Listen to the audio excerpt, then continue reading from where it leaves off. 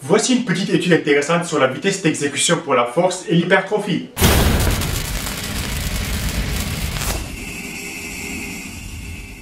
Donc l'objectif de cette étude était de comparer sur le long terme, 3 mois, l'effet sur l'hypertrophie ou la force entre un programme de musculation avec une exécution rapide ou lente. Mais malheureusement, l'étude était portée que sur un exercice, et c'est bien un exercice analytique, le curl biceps. Qu'est-ce qu'ils ont mesuré?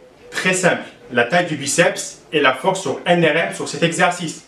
Au niveau entraînement, les sujets ont effectué 2 séances d'entraînement par semaine pendant 3 mois, avec chaque entraînement 3 séries de 8 répétitions le curl biceps jusqu'à l'échec. Pour l'exécution, les 2 groupes, 1 seconde la phase concentrique, puis le premier groupe 4 secondes la descente et le deuxième groupe 1 seconde la descente. Un point à apprécier ici, c'est que les 2 groupes n'ont pas utilisé les mêmes charges. Le résultat après 3 mois. Oui, il y avait une petite différence, pas très significative, mais quand même une différence à l'avantage du groupe qui a ralenti la phase excentrique. Au niveau hypertrophie, le groupe qui a ralenti la descente a progressé 10% de plus. Au niveau de la force du biceps, le groupe lent a progressé 15% de plus par rapport au groupe rapide. Qu'est-ce que cela signifie?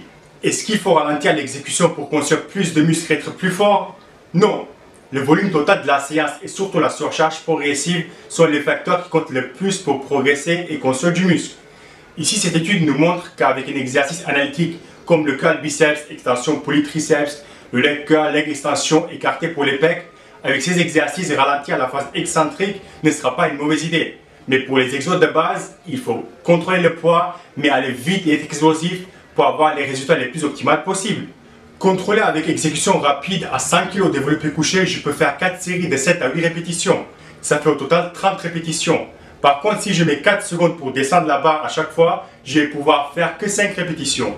4 x 5, ça fait 20. Qu'est-ce qui était plus bénéfique? Étirer et contracter mes pecs 30 fois avec 100 kg ou que 20 fois toujours avec 100 kg et presque jusqu'à l'échec? C'est bien sûr 30 fois.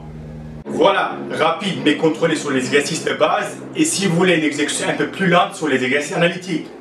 Merci et à la prochaine vidéo.